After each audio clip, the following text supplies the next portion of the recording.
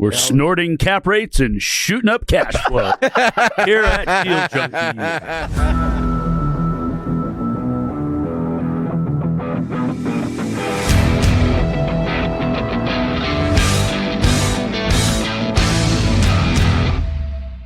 Welcome back to Deal Junkies.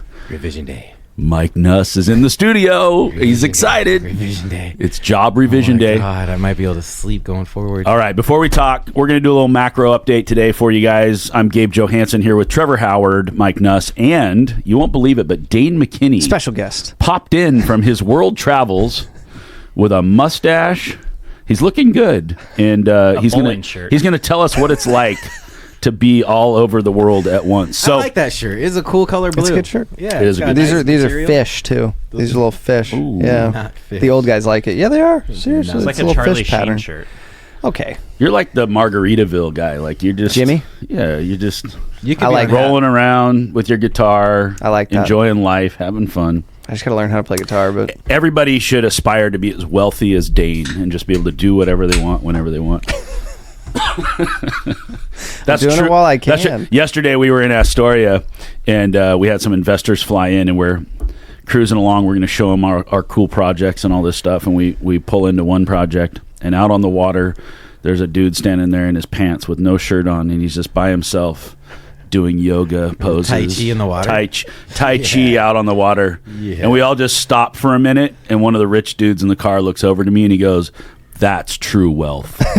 Hell yeah. We're all sitting in this car talking about making money, looking at buildings, and there's a dude over there just doing Tai Chi on the water. His mind's slower than ours. True wealth. About it. We're all just trying to make enough money to be that guy. But Dane's figured out how to go do it now. So you just got to do it and not have money.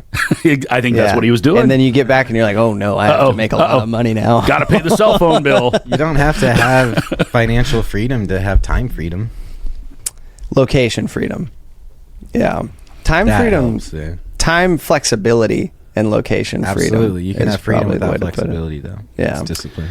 So what are we going to talk about today, guys? I have a lot of questions for Mike. Well, actually, I just have a couple. Trevor has to tell me something online. I can't do it before the podcast. Oh, Trevor's going to tell you something. Yeah, look at is his this gonna clothes. Is this going to piss Mike off? I feel like you're going to try to antagonize him right now. Well, I like have that hat. questions Isn't it too. sexy? Dude, I need a rare bird Dude, hat. everyone like that. wants a rare bird hat. I'm getting requests. That is sick. Let's do this. Rare bird hat giveaway. I love it. First two people to share their favorite Deal Junkies episode and tag me in it Gets a free rare bird and hat. ask for a rare bird hat. All right, I'm going to do it. We'll get it. Yeah, I'll get No, you one guys too. don't qualify. I only have 2 hats left.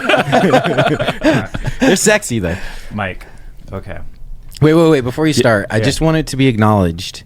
I went to the Hoopla to see you and support you. He did. Second year in a row. I Yep. may not Whoa. go to anything you invite me to. Wow. But I will go support you. Oh. And I do want to support But you. I heard it didn't help him. I heard He's already injured. he lost and he broke his back. So We just hung out for an hour and then we went home. Yep. He was in injury reserve. All right. What are you going to talk All to me right. about? speaking to your mic, Trevor, we can't hear you. Can you turn me up? I'll turn you up. Oh, yeah. So I got fired from SMI and That's I'm coming true. to Rare Bird. Yeah, Trevor and I actually. Hell no. Trevor and I. Rare bird. Trevor and I both are out of jobs. Yeah. Trevor got Tell fired the- from SMI. Tell the audience why you got fired from SMI, because this So- is very important for people to understand. I didn't get fired from SMI, but He's I- sensationalizing it. since it's a story, but It's a story. It's a story. I love dropped Trevor my stories. license yesterday and took my own advice to you about only focusing on one thing. I That's love true. that. That's He's not a broker anymore. Now he's focusing I'm not a purely. broker, so fuck those guys. Am I right, Mike? Yeah. Hey, you two over here, you guys suck. Whoa. I think we just lost a quarter of our audience. That's so funny. We know it from 4 to 1. Trevor was a horrible broker. That was actually really good for me that you did that yesterday. Because yesterday I lost my job because Gabe raised all the money that we needed. My job was to raise money, and then Mark was like, "Hey, here's my friends with money," and Gabe was like, "Let's be best friends." And then And apparently Dane was it out worked of town. out really well. Dane was Yeah. on a beach somewhere doing Pilates. Mark texted me on Monday and said, hey, can you fly back early for Thursday? This is why we need an airplane. And I said, Did you not fly back early? I cannot. You're a loser. You're why not didn't you part of fly the back team. early? Yeah. What? Why didn't you fly back early for that? I had a whole plan already. I'm taking all of Dane's shares in the company now. Dude, makes I sense. flew He out to forfeits. California last week. The good news is I'm taking Trevor's shares because he was supposed to broker all the deals. So now I'm brokering all the deals. That's funny. It worked out really well for me. No, you just need to make it happen. I did that last week. I had to go to California and meet an investor, and I rescheduled my trip 3 times because I booked it and then realized I had to be back for a golf game on Thursday. So I had to rebook it for earlier in the week. But you got to do that. And I'd say this. I've always wanted to fly out of Oregon to go meet a property owner to talk about their property. And it happened. And I was really excited. That's fun. I will say, Mark said that I didn't have to go because Gabe was going to be there. Trevor, So- tell us about your license a little bit. Like for people listening, some people are thinking about getting a license, having a license, not have a license. Like why does it make sense for you to not have a license? Because I'm not trying to broker for other people now. So then it's just a liability. Now I got to submit all this paperwork and listen to NAR and do all this stuff.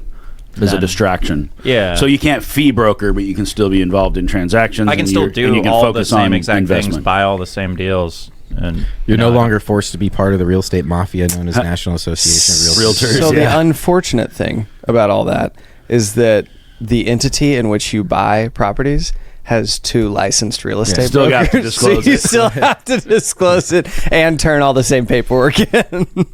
But I don't have to turn that paperwork Yeah, in. but true. he gets to be like me now and be the cool guy on the side. That's true. And make Yeah. fun of all the realtors. So how long did you have a license?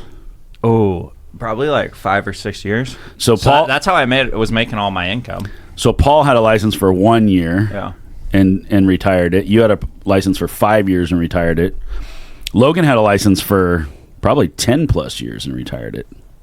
Over 10 years and retired it. But I mean, there comes a point where a license can be a liability.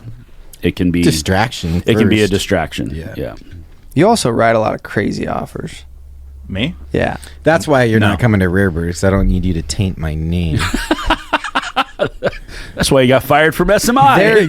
They're good offers. Glad you They're gave, just- I'm glad you opened the window for me to get that out on the They're air. just hard Doing a to lot of deals, understand. dude. No, you're making a do you lot of thi- why do shitty you- offers. Why do you think No. Trevor's offers are shitty, Mike? Yeah. Well, they're not shitty. They're not understood by the retail market. And when people don't understand something, they get afraid, and then they realtors, they're gossip. Like, it's the most gossipy community. So if you're in the retail community that's super gossipy, that doesn't have transactions going, and you're giving them creative offers and they get afraid of it, guess what? You're a shyster. You're a shyster. Then you put Did on you a hear silver that? chain. Did you hear that about myself? Yes. Like, we talk to brokers that you guys talk to as well. And one of my comments is, don't worry, we're not going to structure it like SMI.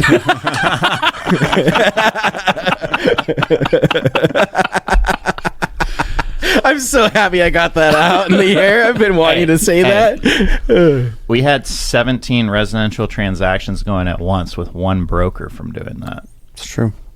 That's quite a few for one time. Well, and here's the thing. So, but you're putting out significantly more of that effort representing other people. And Oh, so yeah. now you're hurting your image just to get other people a deal. Now that is really counterproductive to what you're trying to do, because now you're distracted. You're not focused. I don't know. We're doing and win-win deals out there. It's these people want too high of a price and they can't sell their property. I'm not and saying here's a you're way to not buy doing it. win-win deals, but out of the 5% of offers that you get done and closed, what happens to that other 95%? It's the optics. It's the optics. And what you, to your point, Mike, in the retail world, when a deal goes under contract, everybody thinks the deal's done, and they think brokers think they're getting paid. Seller thinks they can go move to a new house. Like, everybody has a different viewpoint of how deals work in the commercial world. You know, over half of our deals fail through inspection or appraisal or whatever happens. And so they're not used to the world. Like, these guys brought the commercial world to the residential world, and the residential world didn't know how to accept their underwriting or their structures or maybe their Shenanigans. high sale fail rates. Yeah. So I mean, in Yeah. fairness, it was an optics Right. thing. I don't know that we had a lot of offers not get accepted, but once we went under contract, we were typically closing. Because most of the ones that went under contract were actually just conventional. What's weird deals. is why I don't understand why brokers get mad when you bring them an offer. Even That's the thing. It's So we're just trying to do a I get deal. it if it Think of goes this under way. Again, contract. put yourself in their shoes. You brought them an offer they don't understand, and they have to take it to their seller. So you put them in Yeah. a position where they look dumb.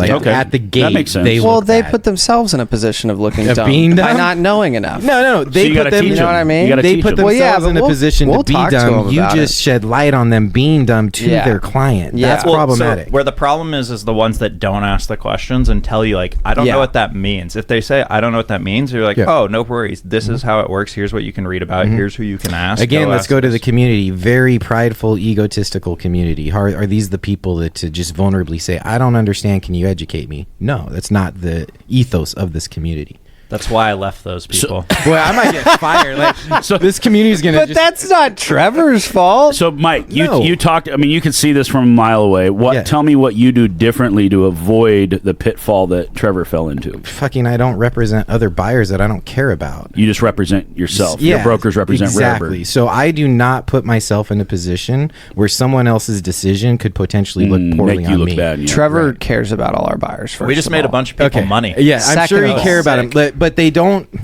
That is a means to an end. That is not your purpose, right? My purpose is to buy a bunch of real estate, make our community better, improve a bunch of real estate, build a portfolio, lead employees to build their own portfolios. That is my purpose. And me representing a client and then having them distract me and then me being dependent upon their emotional decision does not fulfill any of that stuff. Do you know what I'm most excited about? Just next. I'm tired of Mike's negativity right now. Our offers were good and they got accepted and deals got This done. isn't negativity. Deals got This done is in the full lowest deal rate perspective. of markets that we In did the most- name of investing, we did the we got most deals deals done. in the worst market. That's You true. did. Absolutely. You did. That's true. Absolutely. And I'm really proud of you, but I will not let you bring that activity to my I will brokerage. also say that. So we drove up to Astoria yesterday. We should have flown, but we don't have a plane. And on the way up, Trevor retired his license while we were driving up there. And before we got home yesterday, we raised all the money we needed to raise for the next 2 quarters, and we put 2 deals under contract. So I told him, I said, "See, Wait, what other deal did we put the under university? contract? Well, he told me there was 3, but there's only 2. There's about to be 3. Oh, I put one under contract. Yeah, there's about to be 3. Here's I'm why it's worse excited is about because that you're deal. robotic, so you can't even recognize when you piss the other side off. That's the yeah. And so you don't know how to make up for it. And then I'm just trying to do the deal, man. I just want to tell Elon Musk right now that we have the first cyber robot on our team before he does. Yeah, we're the leaders Trevor in GPT. AI. We are the leaders in AI. We have Trevor GPT. Yeah. Grok 4 cannot compete with what we have. I have jumped into AI, and it has been amazing for my ADHD. Do you have an AI girlfriend yet? No, but that'll not. Don't lie. Don't lie. I did tell her she had a sexy voice. Or it. Sounds like you do, and you He's already haven't call- accepted it yet. We won't go calling into her the she. background of what that comment She. evolved into. Like, wow, I like the tone of your voice right now, Grok. Hold on, I got You have to rename her. why I'm most excited I got rid of my license. Okay. Because now, when I tell everyone that they should buy real estate, Yeah. I don't benefit from it, and now it's like they don't think I'm trying to sell them the real estate. Mm-hmm. Because beforehand, I just told them they should all buy real estate because I believe so. But then they're like Episode 42 is trying what to I told you. That's the problem, right? Like because you're a broker, you engage in a conversation. People put you down this road. Mm-hmm. Yeah. now I I, get would- to say the same thing, and then they're like, "What are you trying to sell me?" I'm like, I don't care if you buy real estate or Yep. not now. Yep. Yeah. It's, I do. But you should. But I you lead, 100% I lead the should, yeah. conversation every time when I have that, and they know that I'm a broker already. I say, "Here's why you should buy real estate. Here's what you should buy, and you can have whoever you want broker it to you. that's a Please great way let to anybody do design it. I don't care. I don't care if it's me. I'd love for it to be me, and I think I can help you It's better 'cause than you're other not a people. realtor, dude. But I don't care. You're not. Have greasy somebody like a else do realtor. it. This guy fits the greasy realtor. Yeah, he does. Trevor. Look at that chain. Okay, let's stop talking about realtors before I get banned from the real estate community. I think it's an honest conversation. I mean, I Yeah. think there's a time and a place to have a license and not have a license. And Paul Curley calls a license a liability. And I think that in some ways, if you're Trevor minded and you just want to go out and buy deals, having a license is probably not going to serve you. It definitely is free. I remember letting my appraiser license go in 2018. That was such a freeing feeling. To not be a hall monitor Yeah, anymore? and I let my licenses go the same way, which is, oh shit, I forgot to renew it. And same thing happened to my property manager. I just renewed mine like 15 days ago. Yeah, he inactivated his license. And I went, I said, no more. legitimately deactivated it. Agency Yeah, said, "Are you sure?" You have 30 days to change your mind. We have a record amount of agents. Why don't you want to be in this? Actually, I think we've lost I a thought record we amount of were agents. way low on agents right We now. still, I mean, the amount of agents, Up against transactions. they and pre-lead listings. recessions. Yeah, and we had the most amount of agents before our recession. Okay, so let's talk about the jobs print. Revisions day. Yeah, like why do we get so excited about bad This is- news? I'm like, Let's premise this. Okay. We understand that this is terrible. Like, what creates goodness for us is creating anxiety for other people's lives, right? So people not getting jobs or going into a less desirable job market is truly bad for our economy. But let's also be real. We've all fucking struggled for 3 years because we've been in this recession. Yes. So we felt it. And there does look to be relief. And that's what I've been saying all years. Don't expect any change until you get a jobs revisions report. Nothing's going to change until then. So here's question number one. Yeah. And I've asked this before. I don't understand. The Fed meets every month or every 6 weeks or something? And every time they meet, it's like the next day the job print comes out. You think they time them better? Like, did Do we want to talk about the smoke and mirrors of the did Fed? the FOMC have access to this report before they came up with their meeting yesterday? They typically, I don't know. I'm not sure. You would think they would. Yeah. Well, okay. Because they did revisions. They see these revisions are happening. Like, is this, that's what I'm wondering. Is this a surprise to everybody or just us? No, I think it's a surprise. It's probably not a surprise to the Fed. I think they probably saw the report and they probably didn't care. Because so I just made a video. I was waiting for you guys because you're always late. Put it into context. Whoa. Put it into. I mean, am I wrong? Shade today. Am I wrong? No denial, just a whoa. The negative. It's not. It's your negative. I'm just telling the truth. Why are you telling everybody that? Okay, so put it in a context of last year. This time last year, we had an 800,000 jobs revision. Today, we had 260,000. Revised for 1 quarter, 1 month. Reversed just 1 quarter. So that was an 800,000 jobs revision for Q1. And this one was how much? 260. And I haven't looked into the details, but I saw a video and they said May, June. So it's kind of a recent one. I don't know, because the job print today was 77,000. They were expecting 110,000. Correct. So which doesn't seem like a very big number, but when you look at the 260,000 revision, you start to see cracks in the economy essentially. So let's break down, because there's various types of jobs reports. And so first you had private payrolls only added 73 or 77,000 jobs. The expectation was 100 or 110.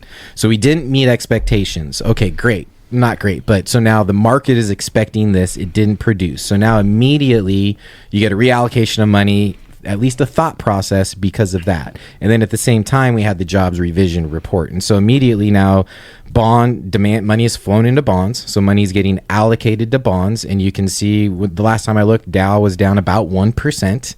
Like 500 points. Yeah. So that's money moving out of the stock market and then going into the bond market. And so why would you go into the bond market? We can just look at what happened last year.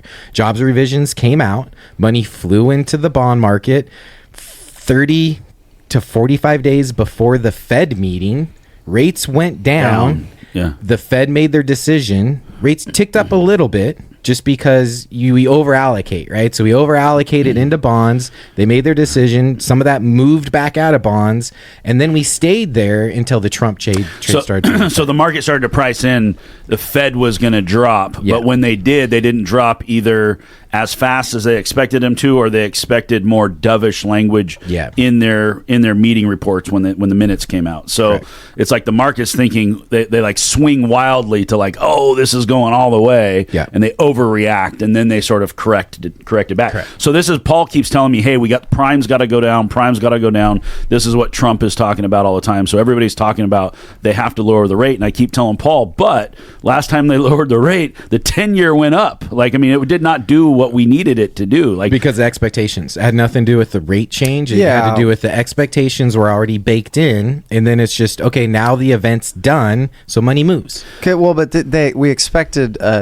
some people expected 3/4 insane. They some people split the expected difference. half, and then they only did a quarter. Right? No, people were expecting 25 bips or a full 100 bips, and they did 50. On their first cut. Their first cut, they split the difference. And then on their second cut, so again, the market started firming up after that first cut. And so then people started saying, maybe you shouldn't cut. And they started talking about a 25 bips cut. And they went 50 again before they stopped any cuts. Okay. And so, again, the Fed has their own purpose of how they do these things. The Fed is very frippin' manipulative, though. So the Powell is the chair, and he's the lightning rod, and he's the one that politically Trump wants to put pressure on, but he's one of 11 votes. And so you can look at their votes, very political. So 9 Fed governors voted to have no rate cuts. And 2 of them. 2 voted for the first time since 1993. We had 2 dissenting governors. 2 dissenting governors, They've and why? normally voted all together. But why? They're Trump appointees. Well, and the Fed chair is up for re-election. They next want year. Powell's seat. They want Powell's seat, and so they So it's already political. And their decision doesn't matter because they're 2 of 11, so they can now politically make this statement and look good for Powell and improve their resume for now, or not Powell, but Trump. To improve their resume to then get appointed next year. And now this doesn't mean that they don't look at data differently, right? So in a vacuum, you can say, well, this is political, but you can also say maybe they just look at data differently. Maybe they're seeing something differently. And here's where I go, where you have to watch this over a period of time. Last year, when everyone was talking about cuts, everybody wanted cuts last year. Who are the dissenting voices that wanted rate hikes? Waller and Bauman, the same 2 that wanted cuts yesterday, this last week, the only 2 They wanted the hikes last year. They wanted the hikes last year.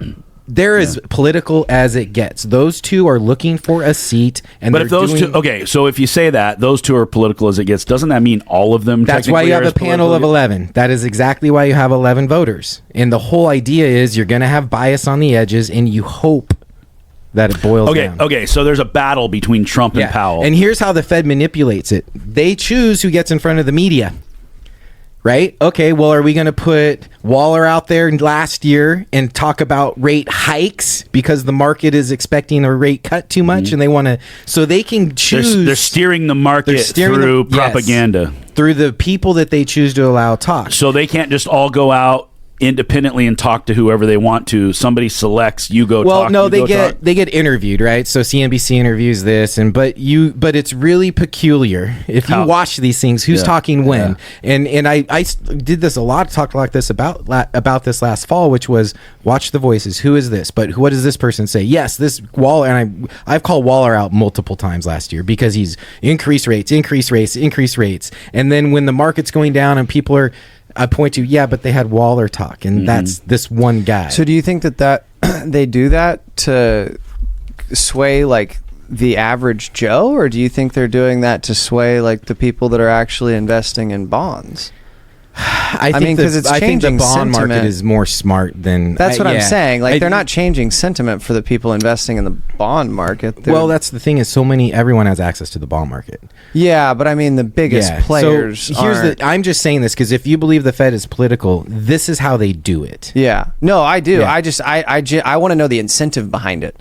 Like, what is their motivation? So they stop giving forward guidance. So that's their essentially take is we're no longer giving forward guidance. We're waiting for data. Follow the data. Yeah, but the markets still want guidance. Yeah. And so, because if they don't get guidance, they're just making guesses on what the Fed does, which is what a good trader's supposed to do. I'm trying to have a balanced view of this, and I said in one of our podcasts, like, I don't ever want to bet against Trump. I think that he's got instincts, and he is like an investor who knows which way the wind is blowing. Whereas you've got the Fed who's saying they're going to be data dependent, which is more like an appraisal approach. This is why we get so mad at appraisers, because we're going like, guys, you're working on stuff that happened 6 months ago, and we're working on stuff that's going to happen in 6 months. Like, we're a full year apart on where we're looking. But they're trying to be good fiduciaries or whatever they are to the country and say, like, look, we can sort of try to guess what's going to happen, but we don't really know until we follow the data. And Trump is saying, like, you're too late. You're being an idiot. Okay, well, let's unpack that. You can say he wants lower interest rates because that is one of the keys that need to help his policy. Well, it's $1 trillion in interest payments every year. It's like, do you think Trump really cares about how much money we spend in debt? Probably not. Probably not. He wants rates to go down so asset values go up, and then money and liquidity gets now activated. He's trying to speed up money, and Powell's keeping the brakes on. Correct. But why do you need to speed up money if the economy's good? So does he But actually is the believe that economy good when we I don't say know. we You say tell we've me. been in a recession? For us, it's not good. I would Right. say. I mean, we can survive, but we can't do this forever. Like, I mean, it has to. Oh, no, it has to unlock at some point. There's no denying, and you can just look at the trends. There's no denying our economy is not as strong as it was last year. It's been resilient. The job market has been resilient. We can talk about the jobs numbers are made up, and now we can actually get to inflation and how they're reporting inflation. So Jay Scott had a great post on this. So inflation in the past, 90% of it's been from data, 10% it has been staff assuming or making up the rest of the stats. Since May, that's shifted to 60-40. So our inflation data right now, 60% of it Is guesswork. is data, and 40 40% is guesswork. It's a bad ratio. So we can talk about all the manipulation of all these numbers, sure. And so I'm just like you, which is I want to be neutral on this. I don't care if there's manipulation or not. I just know these are the things that are going to trigger events. And so for months I've been saying jobs revision. Jobs revision happened today, and now we can talk about the streets. So 10 years under 425, and you can talk. What I'm looking for is it to go under 418 and close under 418, stay Why under 418? What's the it's magic? just this resistance that's the ball market. Just like it's So not once you- going over 45, it comes back down. Because if it gets to 418, chances are it's not going to go back over 425. Exactly, right? So that's how it's going to stair So step its way down. under 418 tells us that we're going to stabilize below 4.25, Yeah. which unlocks the market to go back to work. If we get down to 4, we're off to the races. Yeah, and again, now this is how you reconcile data sources, right? So I don't know why this resistance there. I don't pretend to know the bond market that well, but I hear this a lot from a economist that I really love, and he's great. But he also says really stupid things because he does have an agenda, and now he is kind of saying some other stupid things. So I don't. And one of those things is one of the Fed governors, Neil Kashkari, was on CNBC saying 6% mortgage rates are bad for the real estate market. Why? And so this one economist always points to that comment and says that this guy is so dumb. Well, it depends on what is your desire. 6% interest rates are great to get the market moving. 6.75% interest rates build up inventory. And that's what we got. We have more inventory Exactly. today than we've had over the last 6 years. Yeah, and so if you care about price controls, really what you need is built up inventories. Yeah. And that's where inflation is, or the tariff policy has been tough, is because how is that affecting supply chains and inventories? Are we pre-ordering inventory? Are we letting inventory sit on a ship in the ocean? Right? So there's so many things acting right now that if you are the Fed, you do need to wait. How come they don't talk about that? They do. They do? Jerome has been very clear. About housing inventory? Not housing inventory. Like, that's the whole thing. Is the problem is you don't ever get anyone truly qualified to question them on housing. Yeah. That's And what. And isn't housing like the biggest Interview. indicator of where our economy is going Well, I mean, it's in terms of pricing, like CPI? 18% of our GDP. Yeah, It's pretty important. I mean, it seems like if it's that important, shouldn't they talk about it? I don't know. 18% of Well, the our other- GDP? Yeah, it's the housing industry is 15 to 20% of our GDP. Whoa. Like new construction? Just No, housing? housing. the entire real estate industry. Oh, all the jobs of brokers, industry, the lenders. loans, brokers, lenders, Yeah, title, yeah. inspectors, Sure, realtors. So, and then construction, right? So Gotcha. it's a huge portion of our GDP. Gotcha. I'm surprised it's only 20%. I would guess its fingers reach out to a lot more. So than think that. of it this way: if you're concerned about price control and overall inflation, and that's 1/5 of our economy, and you've slowed it into a recession for 3 years, and we still have positive GDP prints, like Does that not include maybe they're being smart. commercial real estate? I don't know, dude. You're getting into the So talk. I'm just the asking. demographics. I Bigger don't. question. yeah. The last time I I don't looked at know. it was a while ago. It's Okay. it's yeah. So you were saying at the beginning there's more or less jobs than that was expected to be, and then the Fed controls inflation and how many jobs there are. no. Or those are their two mandates, right, or whatever. Their you always say. mandates, correct. price control and their full employment. monetary policy is Yeah. to create maximum employment and price controls. Okay. And so they're watching things and they're making So decisions they based put out on a report and they were like, "There's this." They many. didn't put the report out. the jobs print came out, and it just said, here are the payrolls. And the payrolls came out 33,000 jobs below what the market expected. And then they do these revisions. Across the whole United States? Across the whole United States, which isn't very much. Isn't 33,000 like an insignificant That's what I said. number? But you get 260,000 in revision over the last quarter. So they said we were 260,000 off? So that means that we say that we're making decisions based on trailing data, but then they come out later and say, oops, all that data was wrong. So but then now also, what happens? They take those jobs reports and then they break them down by industry, right? So if jobs have been resilient and you think that this is fake data, then you get into, well, all these are government jobs. And so you can get into these little pieces and to create a statistical data set to confirm your bias or what your belief is. How many total jobs are there on that report? Oh, well, however many we have. I mean, there's It's like a...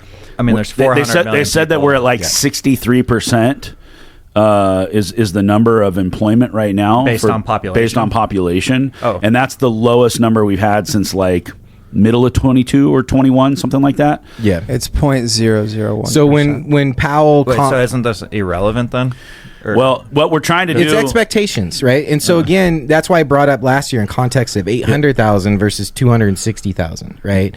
And so when Powell commented after their last meeting, he talked about the unemployment rate. So unemployment ticked down to 4.1%. And then you can say, well, immigration, this, and you can pack that number around. Yeah. But what... I can't remember. What I was Well, saying there. because you're right. If that's 0.001 like, can they even count the data to that? They're trying to figure. They're trying to figure out which way the wind is blowing. Correct. Yeah. And so they have to be. There has to be a little bit of forward guidance, like what Mike is talking about, because if they miss the boat, according to Trump. So I don't know why there's a battle about tariffs and why there's a battle about rates and all this stuff, but clearly Powell is looking at the data and the other 11 or 12 governors, whatever they are, and they're looking at it and they're going, Trump is saying there's not going to be any inflation. He's saying there is no inflation.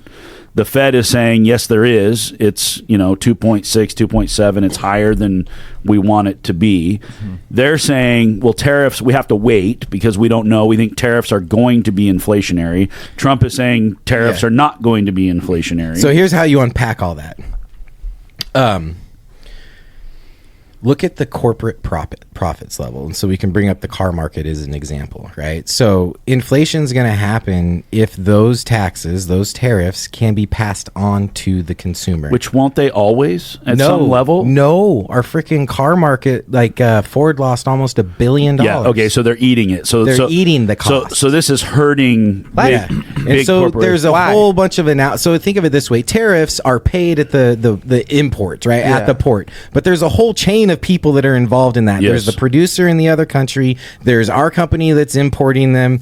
Then there's the consumer that's going to buy them. They're depending on what industry you're in, based on the inventories, based on the effective purchasing power, based on the demand for those various industries. That's going to decide who's eating that cost. So the car market, the new car market, cannot get any more expensive. It's a financed market. Rates are not going down. People Consumer cannot can only handle so much. exactly. So think they they'd cannot lose pass more that money. cost on. So you go back to the original videos I made when tariffs were being passed. What was I doing? In the context of real estate, as a builder, I cannot pass my cost on. All you're doing is squashing down productivity. You're keeping me from producing because you're raising my costs and I cannot pass them on. So the bigger issue about this jobs report is the industrial jobs. Big losses in the industrial productivity. And so think of it this way. If they're not inflationary, there's one thing they're going to happen. Either you're going to slow down the economy and they're not inflationary, or you're not going to slow down the economy and they are inflationary. And the industrial jobs that? report, I didn't it's hear one it of two somehow. things. Either you slow down the economy and now it's disinflationary and it is not inflationary, or the economy does not slow down and then your consumers are paying for it and it is inflationary. It's just who's going to pay? Who's going to foot the bill? Is it going to be the consumer Correct. or is it going to be the corporation? But if they Exactly. don't have money, then the corporation has to eat it. Okay, and they have Correct. to eat it because if they didn't eat it, then Yep. they would lose So- more money by not selling Yes. the things. Exactly, because they have to keep the momentum going. What I think you're going to see is a blend. Like you'll hear from some of the big automakers. Honda came out, GM came out, and they said, "Hey, our cars are probably going to go up on average $400 or $500 a car, but they cannot raise it a significant amount, but they need to raise it enough." But then on the other hand, they're saying, "Oh, our forward guidance is saying we're going to lose $1 billion, or I think GM said $1.5 billion even, because of tariffs. And so if, like you're saying, if you can force the corporations to take a lower profit margin, then really you're squeezing corporations. So if Trump's a pro-business guy and he's putting this weight on the business, it's like, hey, the country's bringing in hundreds of billions in tariffs. This automaker loses $1 billion in profit. This one loses $1 billion in profit. He's weighing that out and going, hey, guys, it's all worth it. Maybe he felt like they were making too much anyway. I don't know. But I don't think Trump cares. Do you think that it brings manufacturing here? Because I didn't realize how. I know it's the if goal. it's bringing manufacturing here, why are manufacturing jobs going down? Well, I'm saying, do you think it takes time? Yeah, so Like, that's the whole thing. Because I would assume it takes years. The goal of tariffs, the stated goal of tariffs, takes a lot longer than his presidency. Yeah, I want to bring everything here, but it's by the time this goes into effect and we really see the effects of it, he's already going to be gone. Do you think that do you think they still bring manufacturing here? Yeah, some industries will and some won't. Yeah, some can, some can't. Yeah, and that's what I have no idea. Yeah, no, yeah. Deals have been made, and we have decided we're bringing this back, and factories will have to be built. Yeah, I think Apple was one of them. I think Elon kind of set the precedence there. Not as an Elon supporter, but just from the perspective of like Tesla and SpaceX's whole model. The whole reason that they've been successful is he is extremely good at internal manufacturing, right? Like because he's an engineer. Because he's a genius. I mean, he's incredibly smart. He's doesn't say all the smartest things, the right smart people. Yeah. But he brought. He's as neurodivergent as it gets. I don't even think he doesn't understand what he's saying. He's the end of the he's the end. But I think he usually, for the most part, means well. Obviously, probably not all the time. Yeah. But. And so here's why Elon's a great thing. I'm glad you brought this up because I've been thinking this. I haven't actually posted it to the world yet, but why have Elon and Trump broken up? I don't know. And this is why I say Trump doesn't care. I think it's theater, personally. I think it's marketing. No, Elon truly hates government debt, and he truly wants government spending to be under control, and he truly wants to get under gut. So when did they break up? Right when the spending bill was getting negotiated. And Elon quickly saw he's taking all the political fallout for someone who's not going to change spending and doesn't actually care about their debt levels. Yeah. And so that is your fraction. And so what does Elon says? He's going to be president for 3.5 more years. I'm going to be here for 40 years. Yeah. So there's a huge divide, and I think it's because of Doge. Yeah, but you look at guys like Thomas Massey, who they'll stand up for what's right, and then Trump administration just lambastes them and he's going like, hey, guys, you said we weren't going to waste a bunch of money, but what I'm reading here, we're going to waste a bunch of money. And that's what Elon, he's the only individual in this world that can weather that storm because he's richer than Trump, and he's richer than everyone else, and he has the timeline. And he's lost a ton of political support. Like, he said terrible things, and especially from the left, in his controversial stuff. But he still is the richest human being on the world, even after losing $43 billion or whatever he's lost. Yeah. His stock is an all-time discount. I'm sure he's finding ways to buy it back. He is the longevity, and he actually cares about government spending, and I think he actually cares about a mission, whereas I don't think Donald Trump has actually shown anything that he truly cares outside of his best interest. And if he cared outside of his best interest, he wouldn't consistently contradict himself. So in your viewpoint, what is selfish about Trump's motives in this? Well, he is the ultimate politician, which is, I can't believe, like, he does not believe that he appointed Jerome Powell. He literally does not believe he appointed Jerome Powell. These are the facts. He did. Yeah. Or here's Trump before the election. Oh, only a weak president would allow us to have a weak dollar. We need a strong dollar. Now he's like, yeah, we need a weak dollar. Like, he's pro weak dollar. So he says what he wants at the moment of time because that fits his best interest. But he will quickly turn around. You don't like him? Like, think about being an employee for Trump. It's not based on your job description. It's not based on your productivity. Your job, your employment with Trump is based on his emotions of the day and where he is his best self-interest. And those things change every freaking day. What's his end goal? Make assets worth more and liquidity worth more. You think it's a wealth You don't launch a crypto coin the day before you get elected if you have the best interest of your people in mind. Why? Because you love Bitcoin, dude. This You should buy isn't some crypto. Trump- He Is loves not Trump Bitcoin. Crypto is not Bitcoin, right? These meme coins. What do? It's the pump and dump. Take a bunch of money. And You're run. taking money from other people. That's what a meme coin is. A pump and dump is taking money from other people. That is what it is. You're making Trevor. You're not nervous. designing this because you think I had it's a going to coin be coming up. amazing for the economy. What's your coin going to be, Trevor? The realtor coin. So I'm getting very opinionated on Trump, but I'm just regurgitating what I'm seeing. I will say this. I would much rather have, even as crazy as Trump is, I would much rather have someone who wants to change the global order from an economic standpoint, because I do not disagree with him. Fairness. The problem is, how do you define what's fair? And how do you create a policy to then realign the world order? And so what's happening is we're realigning the post-World II order. That is good for America. The question is, how do you do it? What happens to the economy as you go through this? What happens to the global economy? It is long-term range, and all we're doing is arguing over short-term bullshit. No one's right. No one's right, because no one fucking knows. Somebody's right. They just don't know it yet. Correct. It was an accident. But they were probably right based on changing their mind for whatever stupid reason. And so if you're the Fed, what do? The Fed doesn't ever need to be proactive ever again, because again, we've seen what they've done since 2008. They can drop rates to zero overnight. So they can start buying bonds overnight. that'd They be can change awesome. policy immediately. Okay, so base rate today is 4.25 to 4.5. Right. For a longest time, we ran at 0.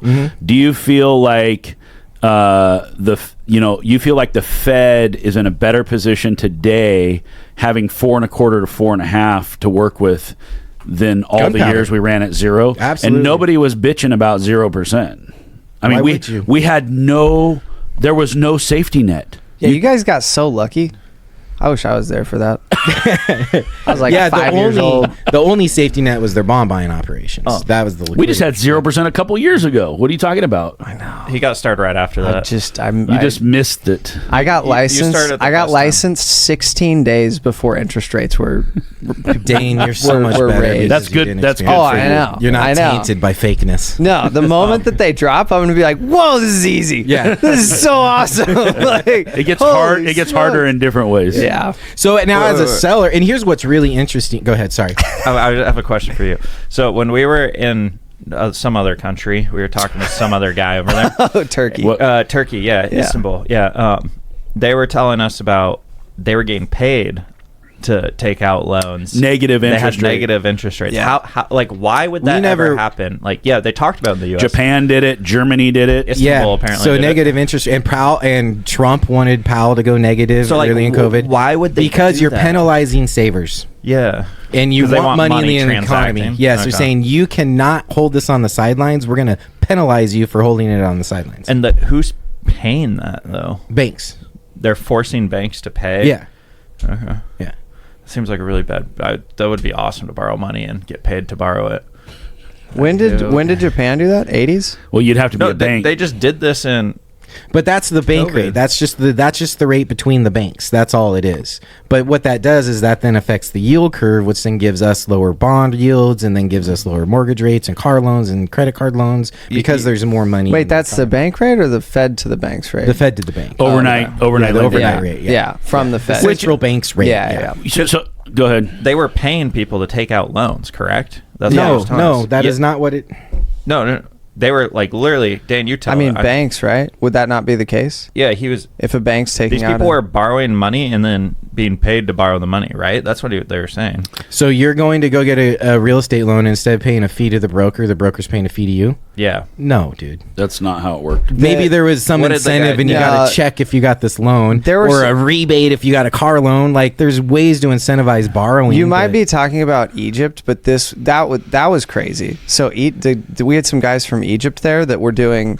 They were in the food, like frozen foods exporting. So they exported frozen foods to all these different countries, and their family did really well. And he was talking about like starting to invest in other countries, and then he was like, then during COVID, like it just didn't make any sense to, because the savings rate for like just a savings account in Egypt was like 12%. And Yeah, so that has nothing to do with banking. no, it's There's total no fucking way that nonsense. has But anything to do with but what banking. I think Trevor said is that they were taking loans from other countries, just like business lines of credit, and literally just saving. well, it's like Yeah. the Japanese. they were just yen putting trade, it in right? Like- savings. Yeah. Yeah. What is a negative interest rate then? It is penalizing banks for holding money in savings. That's all it is. So they're being charged. So There's nowhere else in the world you'll see a negative interest rate other than a central bank. So what was the negative? Like, what percentage was it? You know? It's promoting them to put the money on the street. So the Fed, it was the like Fed gives money to the bank. The bank has charged this negative rate that they have to pay on it, so they have to lend it I'm out. sorry, I've got this backwards. that's normal. Yes, you're incentivizing a bank to put more money in the economy because you're giving them money to then go bank it. Yes, I'm sorry. If you sit on it, Fuck, That's now what I'm he all- was this is saying. kind of the same I'm thing all what you're saying, confused though. now. But Well, it's he about was saying banks were, it was better for a bank to take a loan. Correct. It- So 'cause if they you got have given an money. interest rate, you're keeping money on the side. So you increase interest rates to keep money on the sidelines. You lower interest rates to push it out. And if you get to zero and then you go negative, now banks are getting paid to then put money into the economy. Yeah, back when that was happening, we were talking about, well, should we go try to borrow money from these other countries? And then we even mentioned this on one of our podcasts. And it's like, well, then try to go find a German underwriter that wants to give you a loan that doesn't know how to underwrite you or the property you're buying or anything else. Like, there's a reason why we don't have global lending yet. Yeah. I think it will have it one day, but we don't have it yet. I think And that's a what lot of crypto others. does. A lot of other central banks did it because Trump their coin? economies aren't as big of ours. They can't weather the storms that ours can, which is why we never went to negative.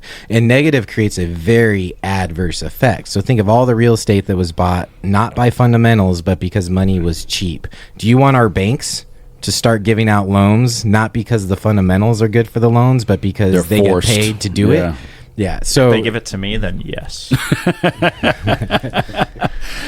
So for our listeners, one of the things we're all waiting for is the market to bounce back.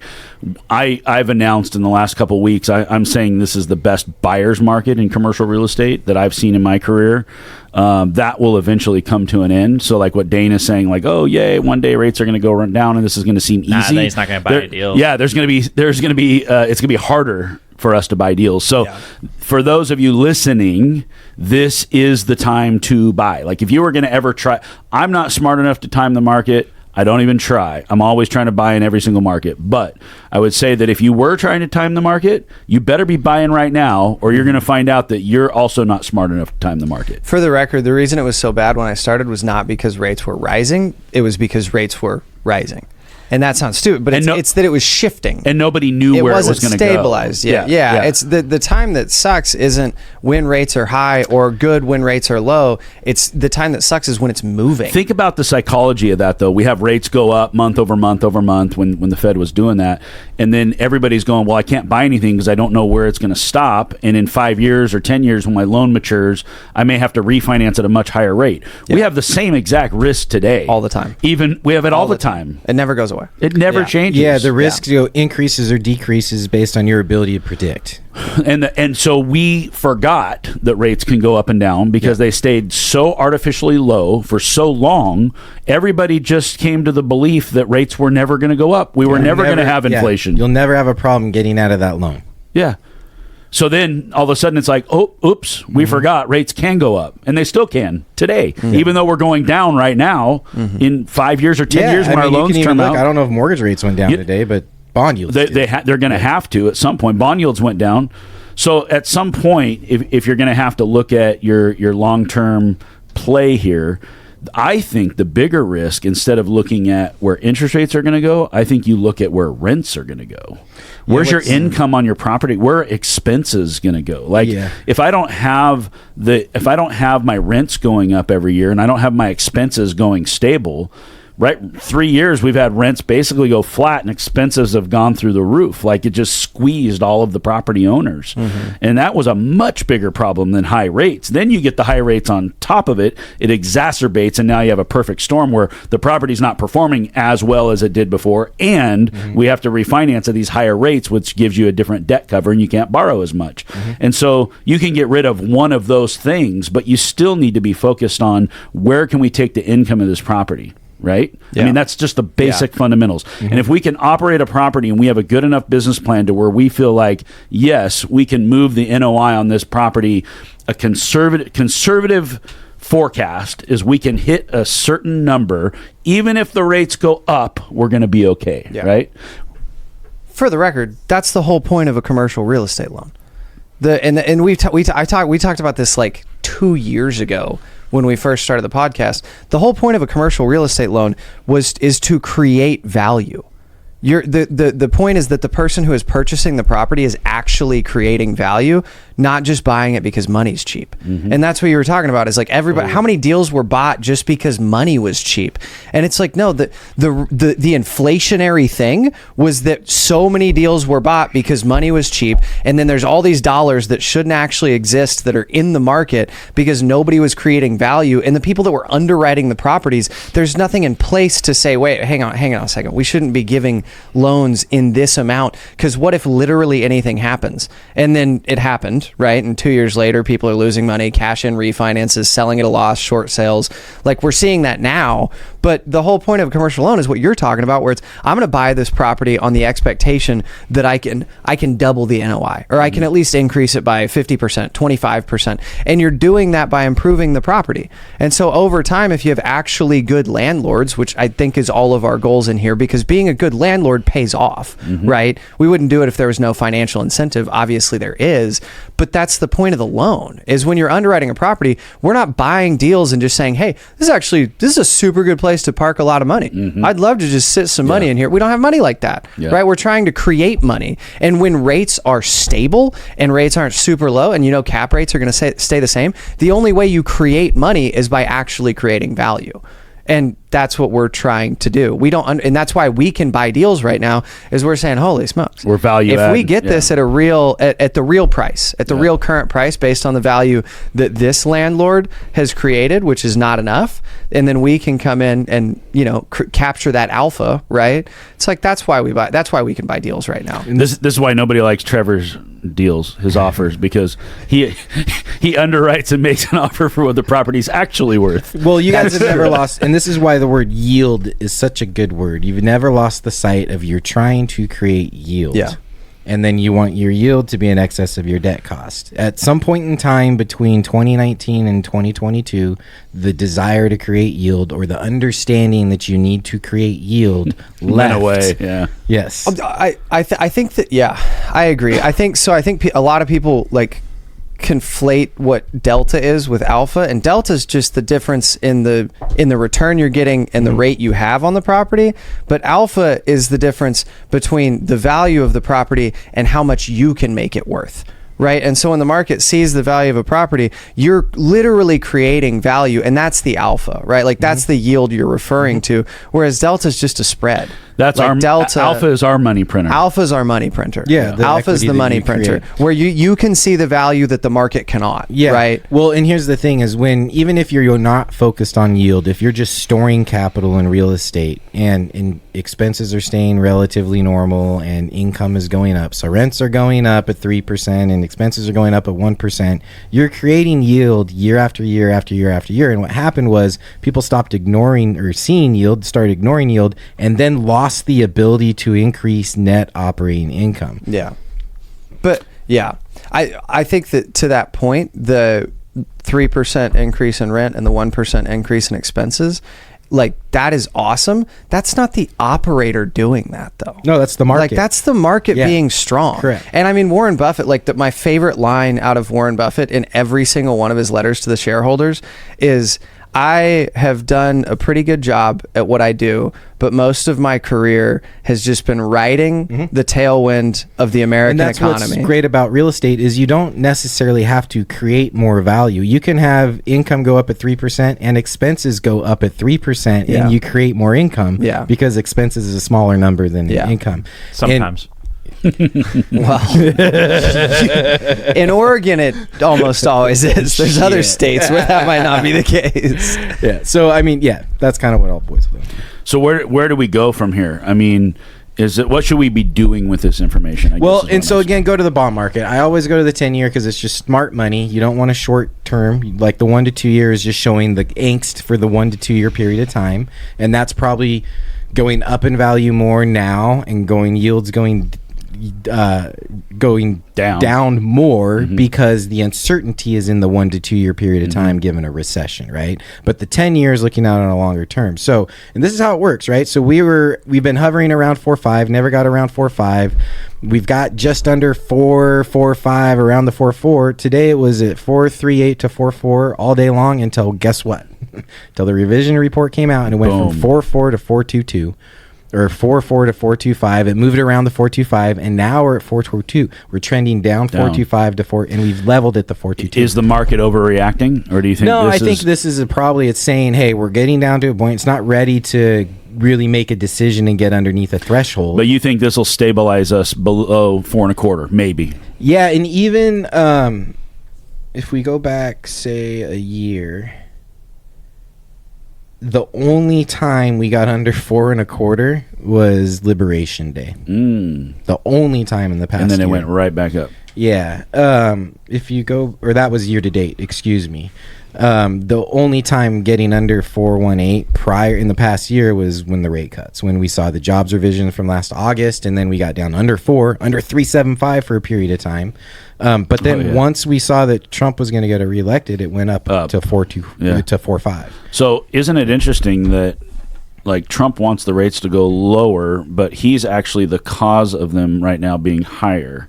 Yeah, because of the concern about where tariffs. Because Doge isn't real to him. He doesn't care, and he's proven over and over that he doesn't actually care about government spending, and he doesn't actually. And the reason being, and I agree with you that he is an investor and he sees things in different ways. And one thing I really appreciate about Trump and like the money printer people is look at America as its total balance sheet, which is all the resources underneath our ground. And again, I don't think he cares because he wants to sell off forest. Like, you want to sell our assets off. That's the dumbest fucking thing. Like, if you want to drill more, you want to create more energy, you want to create an income stream, great.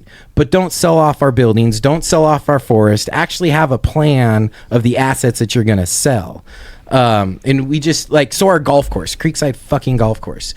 So the HOA, is that a good thing or a bad thing? Yeah, so the HOA refused to increase their HOA fees by $30 a month, so that way the HOA could afford water, and then the golf course could remain. It's always about water. Yeah, so now we're going to a 71 par golf course because they sold off a chunk of the golf course, so a developer could create 11 lots and build 22 units. So one of the best par 5s on the course is now a short par 4. Wasn't designed for a par 4. It's a shitty fucking par 4, and now you have to go take hole number 15, which is one of the best holes on our course, the number 2 handicap, and make it a par 5, and it's going to be an easy par 5 and go to like our number 10 handicap. Oh, man. This is a short-sighted decision, not understanding how to truly value your balance sheet, and short-term selling an asset to make up for income because you don't know how to actually control your spending.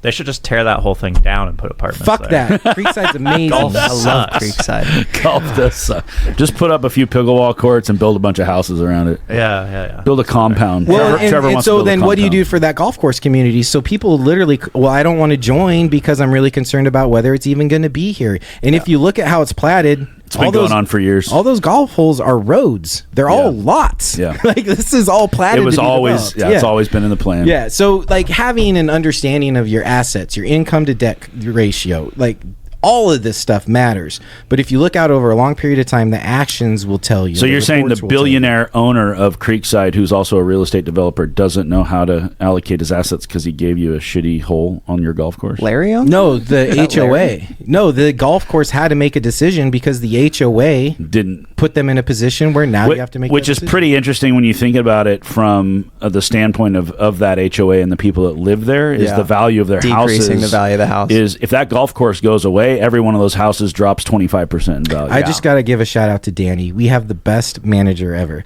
So there's a complainer he lives on hole number 1, lives on the golf course. He doesn't golf, not a part of the membership. He's always complaining to Danny. He's like, you guys play music. What kind of country club are you running?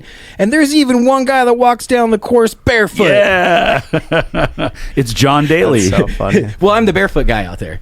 And so Danny was telling me the story, and he's like, yeah, I know Mike. He's a good guy. If you don't like it, you should come check out our partner. It's like, yeah, That's hilarious. manager stuck up for my Send feet. him a link to Deal Junkies. Yeah. Did you steal that from John Daly, by the way, the barefoot thing? No, dude. I John watched him- Daly I watched stole him that from play- Mike. I I watched didn't- him playing barefoot the other day. I didn't know he was barefoot until Hit- afterwards. hit it a just hole- naturally happened. Hit a hole in one barefoot. Have you seen the new Happy Gilmore Yes. movie? I just No, watched it. I haven't. Don't talk Yeah. about it. It's pretty funny. John It's- Daly is amazing. Yeah, he steals the show. He always steals the show. That's all he ever does. I mean, if you can steal the show when you're playing Tiger Woods, you're an enigma. Did Dane tell you that he was trying to sell an apartment to John Daly? It's No. true. And John they- Daly owns apartments in Portland. Yeah, and Mark offered him. Shut up. Yeah. Yeah, they offered him $200,000 off the 26 unit complex if he would go If he'd golfing. go golfing with them. Yeah, Oh, I'd do that in a heartbeat. Yeah. You would. Can we get John Daly on the podcast? I don't think so. Oh, I bet I'll you try. should. though. Love it. I'll try. Oh no! Send him some episodes of Deal Dunk. He'll definitely get in with this. Oh yeah. Yeah, you should. I'll let him know. Send him the one to Paul and be like, He might be a deal junkie. He probably I is. think he You might. got to show him. He said he wouldn't buy it because his mom doesn't like Salem. And I was like, "Is your mom even?" I don't know. Wow. I didn't want to ask. You should show him my TikTok profile. Okay. I don't think that will help. Barefoot golf, pineal gland, real estate. He is one of the coolest men alive right now. Absolutely. It'd be a sell. I think if we can get Gabe talking to him, then we'll be good. But I would love to meet John Daly. All right, Dane, make it happen. all right, I'll shoot a text out. All right, are we going to wrap this up, or do we We want to talk gotta about? go. I'm tired of talking about economics. Well, now, Yeah, we gotta go. now that you're not a broker anymore, you got the whole day ahead of you. You going to go play golf? Yeah, dude, Or what are you gonna learn What are you about? going to do? We gotta go buy more deals. Why do I not have a Deal Junkies T-shirt? I don't There's know. only one. No. We have one for you. It's Trevor's. Why Wait, don't did you have you a give Deal it to me? Junkies tattoo, Mike? Oh, Then you don't need the T-shirt. Deal Junkies. Oh, I could get it right next to Rare Bird. Is that my next? We'll year? give have a Rare Bird anybody tattoo? who gets a Deal Junkies No, I don't tattoo, have- we'll give them a free I had one one tattoo to go with it. It'll match. on your It'll ankle? match your tattoo. Yeah, maybe I'll get another one. All right, guys, are we going to wrap it up? Yes. Okay, Deal Junkies, we love you. Thanks for listening. Please share us. Do all those things. Subscribe. I don't know. What was the other thing you're supposed Share to do? it. Just share it. All you gotta Yeah, do is tag share me, it. you get a free send hat. Share it. this. Send this to your best friend. Yeah. That's all. All right. Well, thanks for listening. We'll see you next time.